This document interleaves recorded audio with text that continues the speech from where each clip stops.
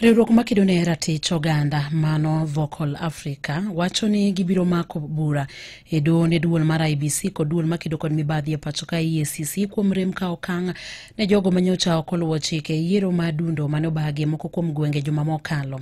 Jata tije ka Vocal Africa Halid Hussein owacho ni duol ariyogo e kind mamoko ne orem geng'o tungni mane onenore e yierogo. Halid bende dwaro mondo jotend migepe mabende ne otimo campaigns ne jochung' mane isiro lwedo kod sirikal mondo mi ogwe tao. The by-elections revealed a country sliding towards electoral chaos where violence, bribery and misuse of state power dominate the democratic space. Let the country be warned that if immediate action and reforms to curb violence and electoral malpractices are not undertaken, Kenya risks a highly unstable, unsafe and violently contested 2027 general election.